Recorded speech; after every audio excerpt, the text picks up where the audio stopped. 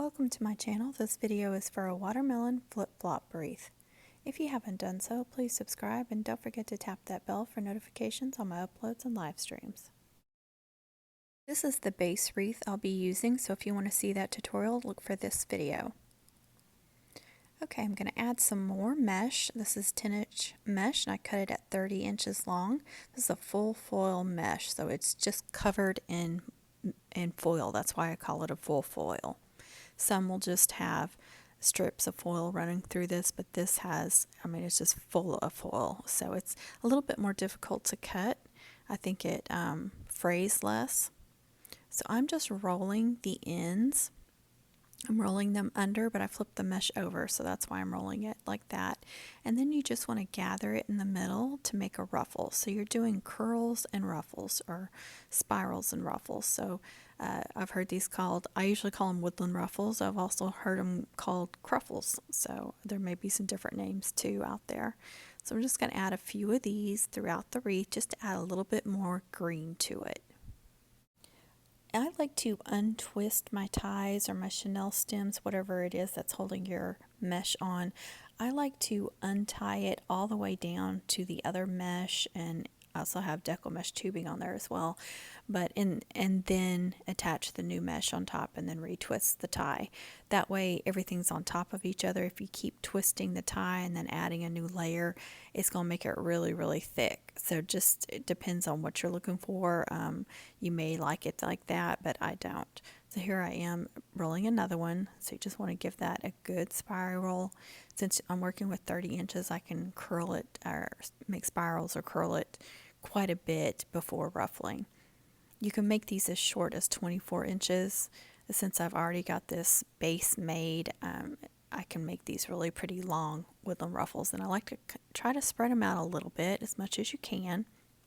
Don't mess with the mesh too much because you don't want to mess it up or make it fray. So now I'm just going to fast forward this really quick and show you all of them. And I didn't use the whole roll of mesh. You could if you wanted to. I'm going to show you. There's a couple of ways of rolling this. You saw how I was rolling and then clipping it and then rolling the other side. Well, you can roll, ruffle, and then roll. So there's different ways to do it. You don't have to do it the exact same way that I did, or you don't have to do it the way I first did it. Just whatever works best for you. And then again, you want to spread those out really well. And that's just going to add some really good green since I'm going with the watermelon theme. This sign is a metal sign, and it already had a hanger at the top. Now I'm adding a cable tie mount to it, and I put some E6000 and hot glue on it. They're already sticky, but I don't trust that. That's not going to hold up for a long period of time. So I like to do the E6000, and then the hot glue will make it stay immediately. Now, very simple on attaching the flip-flops. I'm just wrapping a chenille stem around those. I don't even know what you call that on the bottom of your flip-flops, but I just kind of pushed those out and then twisted chenille stems around that, and I'm going to do the bottom as well. That way the flip-flop is not just attached on the top. It would kind of, if you just attached it on the top, then the bottom of the flip-flop would be kind of hanging. So I want it on there flat. So that's why I'm adding two. So that, again, this is really simple. Just push that out a little bit and then twist your chenille stem real tightly around it so it won't come loose. Give it a couple of twists, and then it's ready to attach to your wreath. Very, very simple. This is the most difficult part, was actually finding somewhere to attach it, getting it on there good. I don't like to take my chenille stems through the mesh because that can fray your mesh and mess it up. So I find gaps in between the mesh, and when you're dealing with, I think there's 3 meshes on there, so that's making it more difficult to find gaps in between. So that's the only thing I'm struggling with there. Now I'm moving on to the second flip-flop, and I'm not being too concerned about how they look right now. I can kind of move them around a little bit however I need to once I finally get them attached. So I'm just really concentrating on getting them attached at first. You don't want to put them on there too tight or you won't be able to move them around, and again, you don't want them too loose. So just leave yourself a little bit of wiggle room. Then of course, once you get them twisted on there, you want to secure those chenille stems good, and then you want to hide the ends. You don't want the ends of the chenille stem sticking out everywhere. Now I'm going to attach the sign. I'm just going to run a chenille stem through that top hanger that was already attached, and then I'll run another chenille stem through that cable tie mount. And same thing, you just run it through there, give it a twist or two, and then it's ready to hang on your wreath. And I'm doing it off to one side. You could do that in the middle. You can put your signs wherever you want. I wanted it on the opposite of the flip-flop. So again, I'm trying to find some gaps and run those chenille stems through the gaps, and then you want to secure those chenille stems really well onto your wreath and hide those ends because you don't want those sticking out. So you want it nice and clean on the back side because it can scratch up your door. Now onto my bow. I'm doing a 16-inch tail and a 8-inch loop. So you just want to form your loop. You want to hold it with one hand and twist that ribbon before making your next loop. And you'll form your next loop and it will go on the opposite side, and then you'll move on again to the opposite side. Just keep going back and forth with each loop. And I'm only doing 4 loops on this first layer, and then I'm going to cut 6 inches for the other tail because I want some short tails sticking up at the top of the bow. Then I'm going to put a clip on there to hold it in place, and I'm going to move on to the next ribbon. I'm doing the same length for the tails, but I'm doing 7 inches for the loops because I'm actually going to put this layer on top. So I want the watermelon layer on top, of course, because that's my watermelon theme. I'm doing 4 loops again and same 6-inch tail at the top, and then clip them together. Now for a 2.5-inch width ribbon, and I'm doing 16 inches again for the tail, and then I'm doing 10 inches for the loops. You usually have to go bigger anyway on the wider ribbons to make them stand out. I want each layer to stand out on the bow. So that's why I'm doing 10 inches, making sure I have plenty of room for the loops to stand out. And I actually moved the ribbon so the first loop is facing me or closer to me instead of away from me. That way that tail is going to hang over on the opposite side from all the other tails. So again, you just want to form your loops, twist that ribbon, form your next loop, and keep going back and forth with your loops from one side to the next. And then again, I'm doing a short 6-inch tail at the top. Just cut that off, give it a clip. It starts getting too thick to use one clip, so that's why I'm using a separate clip.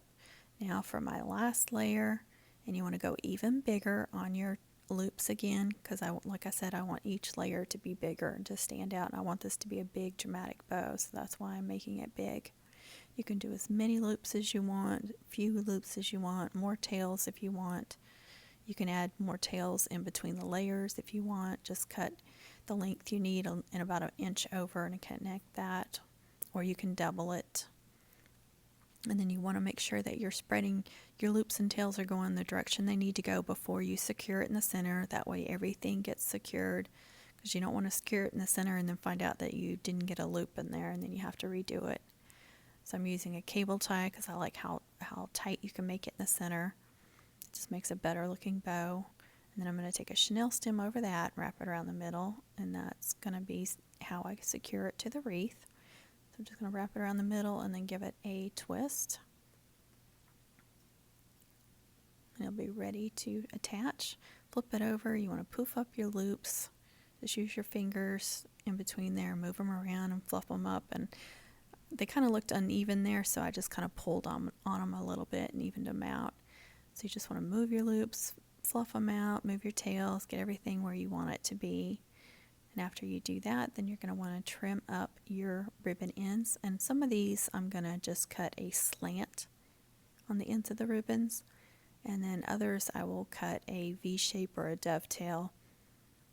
So I like doing a combination of both. Sometimes I just do dovetails. It just depends on what you want. You can take your lighter very quickly and get it close to the ribbon and kind of heat seal that a little bit. It'll help them from fraying. But be careful because you can melt the ribbon if you get it too close or hold it there too long. Just cut a few more of those. I'm not going to show all of them. Now I'm going to put this on the top in the middle. So kind of think of a triangle that I'm making there. I did the flip-flop, I did the watermelon sign, and now I'm doing a large bow. So you could stop there, You formed a triangle. I think odd number of things on your wreath usually look better. And so that triangle is going to kind of draw your attention. And then you can make this like natural curl to the tails and take your hand like I'm doing, and it'll just give those tails this nice curve. You see that wide watermelon ribbon is over all the way to the left. If I hadn't moved my loop when I was forming my bow, it would have been over on the right, so that way they're nice and even.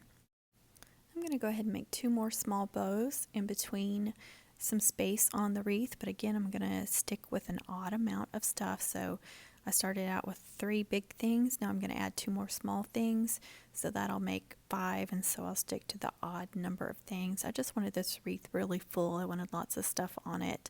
So making smaller bows is another way to do that if you don't have a bunch of embellishments. So you can do different things like with ribbons and make different kinds of bows on your wreath and make fun small stuff.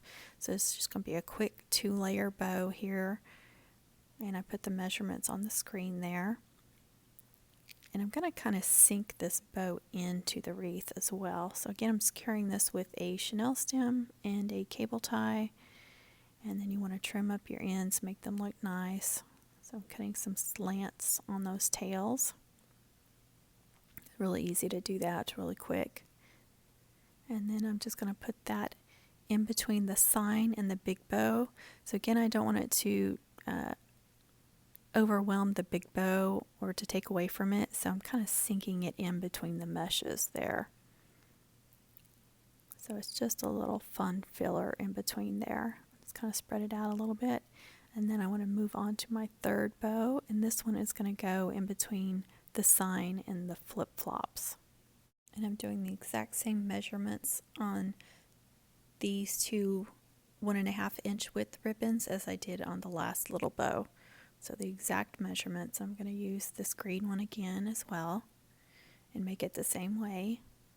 If you can't hold each layer and form the next bow, just clip each layer off like I showed you before.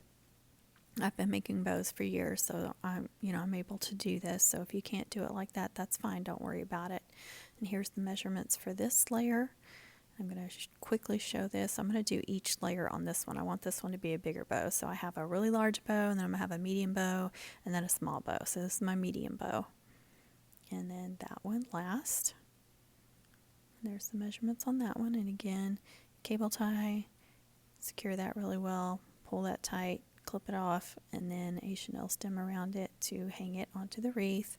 And of course, I'll fix all those loops and trim up the ends, but you don't need to see that again. And then just attach that in between. And I'm actually attaching it in between the green meshes. There was like a gap between the green meshes, and that's where I attached it. And I'm not sinking this one down as far either, but I still want that large bow to be the real focal point. And here's a little video of it finished. I think it's super, super cute. It's fun. It's got lots of fun colors for summer. It was a lot of fun to make. I hope you guys enjoyed this video. I hope this helped you. If you have any questions or need help with anything in particular, comment and I'll get back to you. Please share, like, subscribe. Don't forget to tap the bell for notifications. Oh, and one last thing, I did add some red Deco mesh tubing, and that's the size of the loops I made. I made like 2 to 4 loops everywhere I attached it, and that was about the size that I made each one, and I just randomly attached them. You just use the chenille stem that you had already on there. Really, really simple. That tubing is a lot of fun to work with. I suggest using it if you can find it.